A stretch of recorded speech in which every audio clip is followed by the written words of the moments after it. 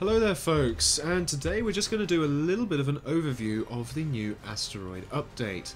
Don't forget that this is very much a work in progress and is only currently in the PTE. It's only been out for just coming up on 24 hours as I'm making this video.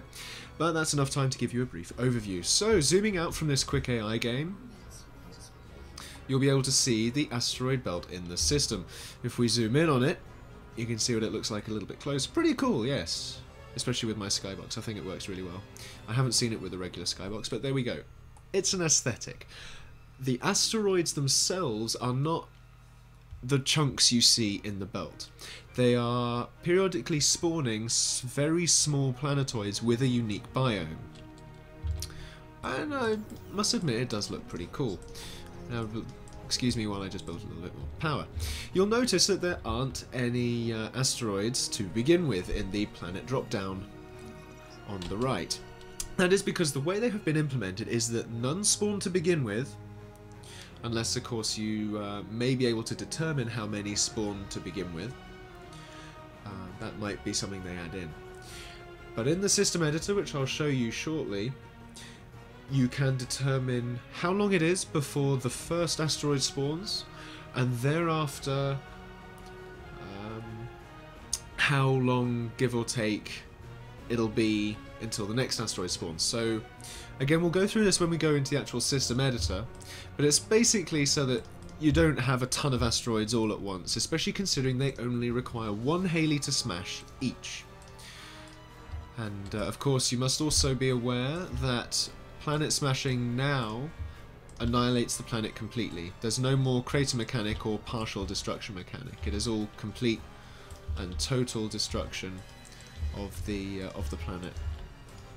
So asteroids change the game in a big way insofar as how they're implemented at the moment, but don't forget, everything is work in progress and is subject to change. So what you see today may not be final. Please keep that in your minds. Now what I'll do is I'll resume the video when the first asteroid spawns. There will be a notification of the first asteroid spawning that you will hear. Something like asteroid spotted or something like that.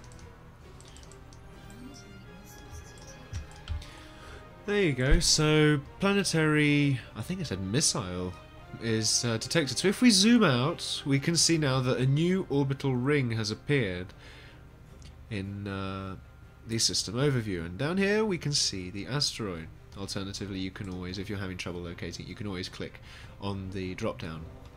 So there it is, just outside of the asteroid belt itself. This is your asteroid biome. Now without further ado, it is of course imperative that we get over there and contest it. So I'm going to go and send an orbital fabricator straight over there to build a teleporter and ideally an anchor as well the moment he gets there.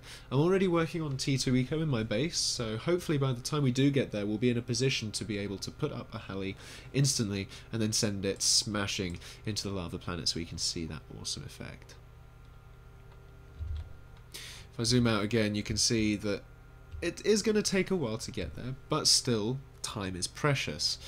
And as long as our opponents aren't going for it, it's okay. I'm happy with our opponents not being there and going for it, because that means that, well, we aren't going to get smashed in terms of the likelihood of that. Now, let's keep getting some T2 fabs because we're going to need a lot to rush up this Halley. Now, all that remains is to wait for that asteroid to collide with the metal planet. There it goes, streaming straight past. Around the sun is a default slingshot of one pass around the sun, so it gains a bit of speed there.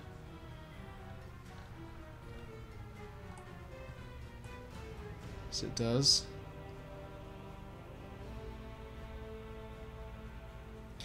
On final approach for the metal planet, let's zoom out.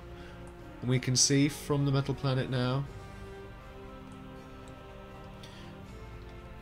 we can see it coming in for its smash momentarily. Here it comes.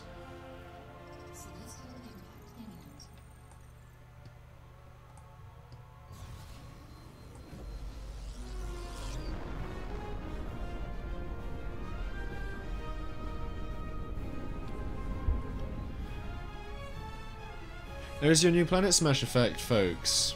Looking pretty neat. Let's have a look at it one more time.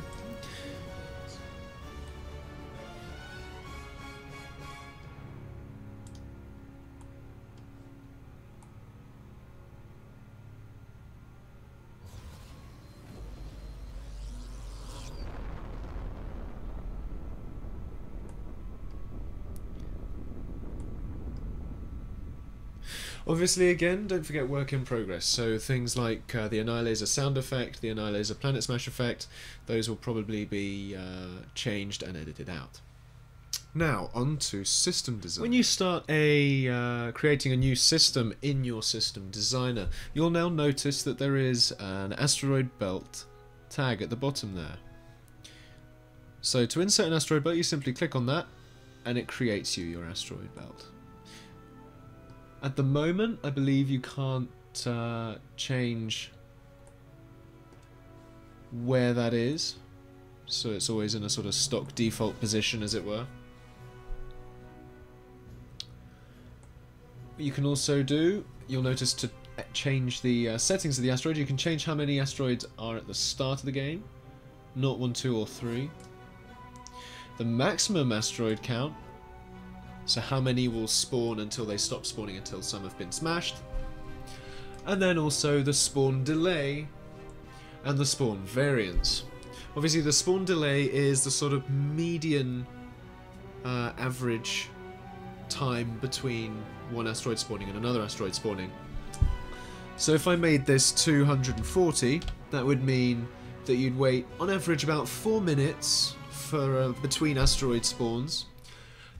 And a variance of 60, so it could be as little as 3 minutes, it could be as many as 5 minutes.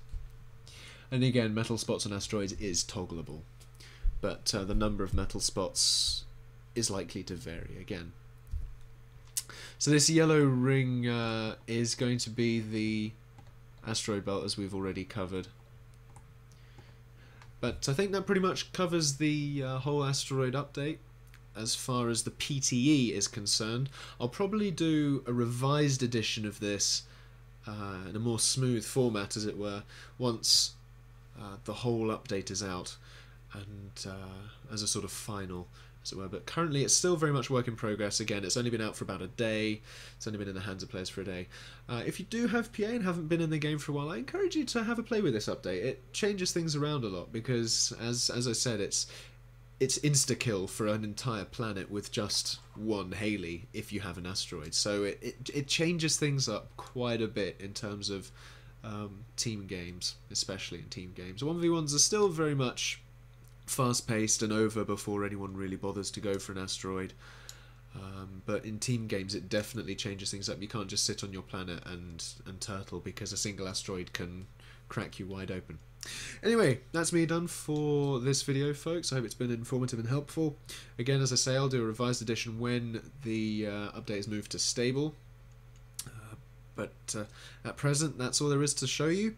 Thanks again for watching, folks. Don't forget to drop a like if you liked it, and a subscribe if you want to watch more PA videos. I'll also be moving into Heroes of the Storm casting as soon as I possibly can. But anyway, also don't forget to leave any feedback in the comments below.